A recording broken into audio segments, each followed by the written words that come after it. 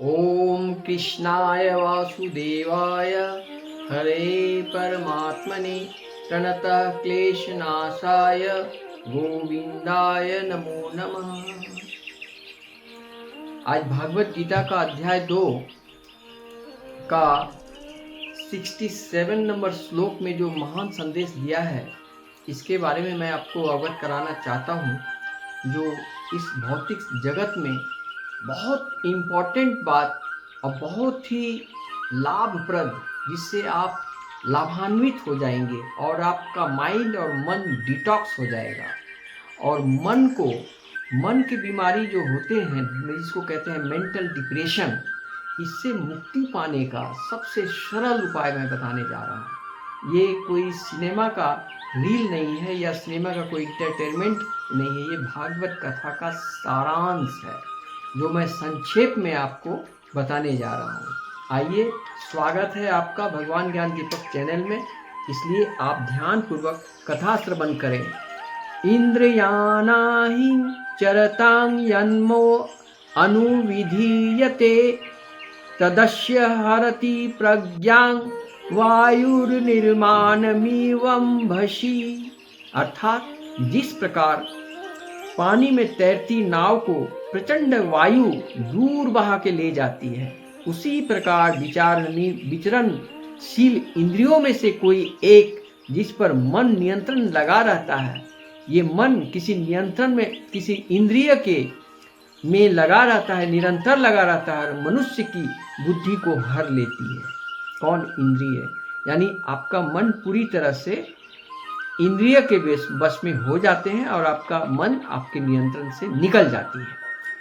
तात्पर्य, यदि समस्त इंद्रियां भगवान की सेवा में न लगी रहे, यदि इनमें से एक भी तृप्ति में लगी रहती है, तो वह भक्त को दिव्य प्रगति पथ से विपथ कर सकती है। जैसा कि महाराज अम्बरीश के जीवन में बताया गया है कि समस्त इंद्रियों को कृष्ण भावनामृत में लगा रहना चाहिए, क्योंकि मन को बस में करने की यही एक सरल विधि है। आइए, अध्याय 2 का 68 नंबर श्लोक। तस्माद्यवश्य महाबाहो निगीहिताहिं सर्वशा इंद्रियाणि इंद्रियर्थेभ्य तस्वस्य प्रज्ञा प्रतिष्ठिता। अतः हे महाबाहु, जिस पुरुष की इंद्रियां अपने अपने विषयों से सब प्रकार से विपरीत होकर उसके वश में है, उसी को बुद्धि निसंदेह स्थिर रहता है। तात्पर्य, कृष्ण भावनामृत के द्वारा या सारी इंद्रियों को भगवान की दिव्य प्रेमा भक्ति में लगाकर इंद्रिय तृप्ति की बलवती शक्तियों को दमित किया जा सकता है। जिस प्रकार शत्रुओं का दमन श्रेष्ठ सेना द्वारा किया जाता है, उसी प्रकार इंद्रियों का दमन किसी मानवीय प्रयास के द्वारा नहीं, अपितु उन्हें भगवान की सेवा में लगाए रख कर किया जा सकता है। जो व्यक्ति यह हृदयंगम कर लेता है कि कृष्ण भावनामृत के द्वारा बुद्धि स्थिर होती है, इस कला का अभ्यास प्रामाणिक गुरु के पथ पर प्रदर्शन करता है, वह साधक अथवा मोक्ष का अधिकारी कहलाता है। तो इस प्रकार अध्याय 2 का इन दोनों श्लोकों का जो सारांश है, ये सबसे इंपॉर्टेंट चीज है कि हमारा मन मेरे नियंत्रण में कैसे होंगे, इसको बस में कैसे किया जा सकता है। इसके लिए सबसे सरल उपाय है, नंबर 1, हरि नाम संकीर्तन करो, शुद्ध शाकाहारी भोजन करो और दुनिया का आडंबर से अलग थलग होकर आत्मचिंतन करो। लोग क्या कहेंगे, इस पर मत जाओ। लोग क्या बोलते हैं, इस पर मत जाओ। और अपने माइंड में जो माइंड को डिटॉक्स करो। कैसे?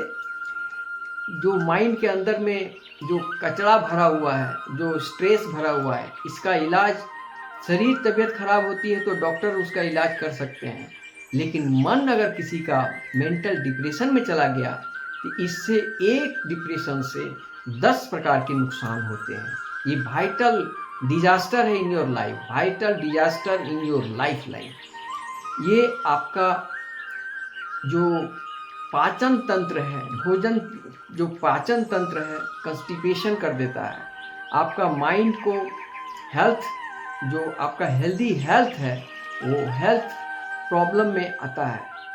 और आपका जो मेंटली जब आप डिप्रेशन में चले जाते हो तो आपका इसका दुष्प्रभाव आपका फिजिकल हेल्थ में भी पड़ता है, जिससे आपका लाइफ पार्टनर आपसे संतुष्ट नहीं होती है।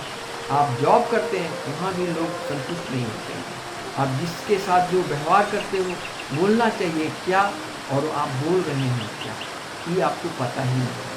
क्योंकि एक मेंटल डिप्रेशन से 1000 प्रॉब्लम का सृष्टि होती है। और धीरे धीरे जिस प्रकार कैंसर के पेशेंट धीरे धीरे उसको खोखला करके मार डालता है, ठीक उसी तरह आपको मेंटल डिप्रेशन में अगर हैं तो आपको ये बहुत जल्दी जल्दी धीरे धीरे दीमक की तरह आपको खा जाएगी। इसलिए एक तो महान संत ने कहा है कि चिंता ऐसी डाकनी हाड़ कलेजा खाए, वैद्य बेचारा क्या करे बार बार मलहम लगाए। इसलिए मेरे साथियों, गीता का अध्ययन अवश्य करो। मैं गीता रूपी समुद्र में इतनी ज्ञान का भंडार है कि मैं आपको बता नहीं सकता। और आपको मैं ये कहना चाहता हूँ, सहृदय सप्रेम नमस्कार करके कहना चाहता हूँ कि बड़े भाग्य से नर्तन पावा, बहुत भाग्य से आप मानव कुल में जन्म लिए हो और इस मानव कुल में आकर के सनातनी धर्म के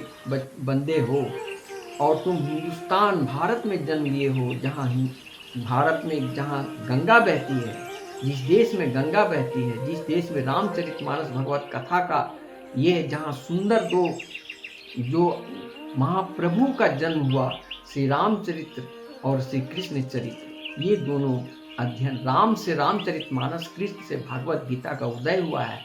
और इससे आपका हर एक समस्या का समाधान प्राप्त कर सकते हो। अब प्रश्न आता है कि मेंटल डिप्रेशन में लोग क्यों चले जाते हैं। इसमें सबसे पहला कारण यह है कि आप माहौल में बहुत ध्यान देते हो, कौन क्या बोलता है इस पर ध्यान देते हो। आप पास्ट में चले जाते हो, फ्यूचर में मुंगेरी लाल के हसीन सपने देखते हो। और अपना जो वर्तमान है, जो तत्काल इस वक्त काम है, इस तरह ईयरली इन द मॉर्निंग में आपको प्रे करना चाहिए, एक्सरसाइज करना चाहिए। उस समय आप क्या करते हो, लेटे हुए हो और आप फिजूल बातों को माइंड में ले रहे हो। और इससे क्या हुआ कि आपका जो मेंटल एनर्जी है वो धीरे धीरे कमज़ोर, वीकनेस हो जाता है। फिर आपको सोचने की क्षमता कमज़ोर हो जाती है, फिर समझने की क्षमता कमज़ोर हो जाती है। फिर आप वर्ड प्लेसमेंट जब बात करते हो लोगों से, तो आप अपना ही बात से, अपने ही वचन से सारा काम बिगाड़ लेते हो। बनी बनाई काम भी आपका बिगड़ने लगते हैं। आपकी पार्टनर, आपकी जो सेवा करने वाली पत्नी है, वो आपको लाख सेवा कर रही है मगर आपको कोई उसका वैल्यू नहीं दे रहे हो। आपका पुत्र आज्ञाकारी है फिर भी आपको कोई फर्क नहीं पड़ रहा। सारी दुनिया आपको प्यार दे रहा है लेकिन आपको अच्छा नहीं लग रहा है। मैंने एक बंदे को देखा जिसका परिवार बहुत सुंदर था, उसकी नौकरी सुंदर थी, उसका ऑफिस एसी का था, कार बंगला गाड़ी बैंक बैलेंस सब कुछ था, लेकिन उसका मेंटल डिप्रेशन कहीं से आ गया। वो किसी से अवैध संबंध वाली रिश्ता बनाने का कोशिश किया और वो उस तरह उस लाइन में चला गया जो character is loss, everything is loss, ये जो कहा गया है, इसी पॉइंट पर ये आदमी इतना डिरेल्ड हो गया कि वो परिवार भी गया, धन भी गया, ऑफिस भी गया, कोड़ी का 3 हो गया। अब पागलों की तरह इधर से उधर भटक रहा है। ऐसा मैंने देखा बंदों को। इसलिए मैं आपको ये बताना चाहता हूँ कि आप मेंटल डिप्रेशन में अगर हैं तो ये कोई कैंसर या टीबी या कोई क्षय रोग या कोई बीमारी नहीं है। पहली बात आप जान लीजिए, ये बहुत ही आसान तरीके से, सरल तरीके से ये आपके माइंड से निकल सकता है। आपके अंदर पॉजिटिव एनर्जी का शुरुआत हो सकता है। कैसे? वो भागवत गीता का अध्ययन करें, किसी सत्संगी आश्रम में जाएं, किसी गुरु की शिक्षा लें, उनकी वाणियों को सुने, और कहीं कुछ नहीं मिलता है तो धार्मिक कथाओं को सुने। आप सत्यनारायण स्वामी का कथा सुने, आप भागवत कथा कहीं हो रहा है वो कथा जाकर सुने। आप कुछ नहीं तो आपका घर में टीवी तो जरूर है। टीवी में जितने भी चैनल है, भक्ति चैनल, आस्था चैनल, सत्संग चैनल, उन सब कुछ में अपना माइंड को डाइवर्ट करें। फिर धीरे धीरे आप नाम जप करना प्रारंभ करें, शुद्ध शाकाहारी भोजन करें और संत लोगों के साथ रहन सहन करें। ये इतना करने से ही आपको बहुत जल्द लाभ ही लाभ नजर आएगा। ये एक बात।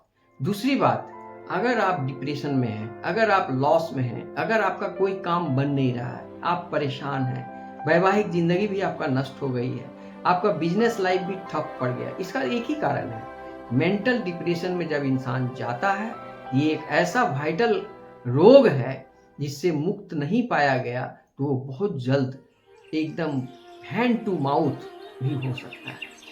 इसलिए सबसे पहला काम है कि मेंटल डिप्रेशन के लिए कोई बाहरी डॉक्टर नहीं है, आपको खुद ही इसका इलाज करना।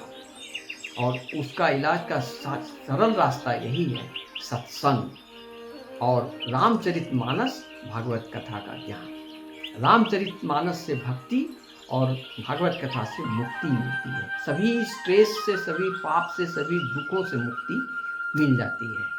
इसके बाद आता है, जब आप पॉजिटिव एनर्जी फील करोगे और जब आप ब्रह्मांड को बोलोगे कि मैं खुश हूँ, समृद्धशाली हूँ, सक्षम हूँ, कोई मेरे अंदर स्ट्रेस नाम का कोई चीज़ नहीं है, मैं बहुत प्रसन्नचित्त हूँ, मेरे को बहुत धन्य धन्य तुमने दिया है, इसके लिए बहुत बहुत धन्यवाद। इस तरह अगर तुम बोलते हो, इसका बहुत बड़ा प्रभाव पड़ेगा तुम्हारा। वही देखो, एक बात और मैं बताना, अगर तुम दिन रात दुख को देखोगे तो तुम्हारी जिंदगी में सिर्फ दुख ही दुख आएंगे। लेकिन जब तुम सिर्फ सुखों को देखोगे, अपनी जिंदगी में कोई ऐसा जिंदगी नहीं है, कोई ऐसा व्यक्ति नहीं है कि जिसकी जिंदगी में दुख ही नहीं और किसी की जिंदगी में सुख नहीं।